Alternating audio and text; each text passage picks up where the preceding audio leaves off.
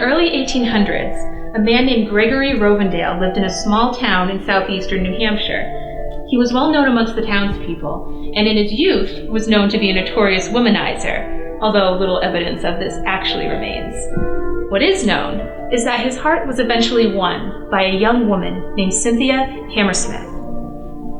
The romance between Gregory and Cynthia was frowned upon by both their families who had rival businesses. However, the two persevered, and despite their families, got engaged and planned to elope. Before they were able to do so, however, Gregory contracted an illness and was bedridden for several weeks. Sources are vague as to the exact nature of his illness. Gossip at the time suggested that he had been poisoned by a member of his family, but these claims are unsubstantiated, and in fact his illness was most likely tuberculosis or malaria. As the weeks went on, Gregory remained bedridden, and it soon became clear that he would not be able to meet Cynthia on the date they had planned. He wrote her a letter explaining that he was ill and had it sent to her. The night of the elopement came, and Cynthia eagerly waited Gregory's arrival, but he didn't come, nor did his letter. Fearing that he had left her, Cynthia locked herself in the house for several days until at last the letter came. Dearest Cynthia, I regret to say that I cannot meet you to be married on the date we have planned. I have contracted a strong fever, and the doctors say I must remain bedridden, else it may worsen. Stay strong, my love, and we will be together one day.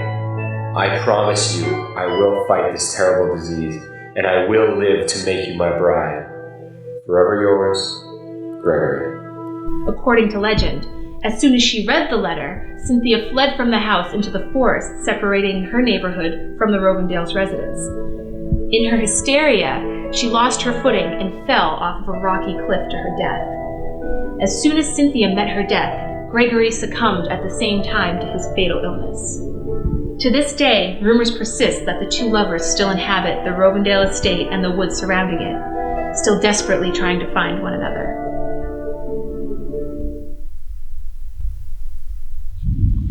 So I was just out in the woods going for a walk at night, and I saw ahead of me there was just this light moving through the trees. I thought it was just a reflection of the moon or something, but it got brighter and closer, and as it came closer to me, I thought it almost looked like a woman, and suddenly I was just filled with this paralyzing dread, and I just stopped, and I couldn't move, and it just came closer and closer, and I almost heard a voice calling. I couldn't make out any words, and then it just was past me, and I don't know, was it a ghost or something else? I don't know what it was, but I know I saw something that night.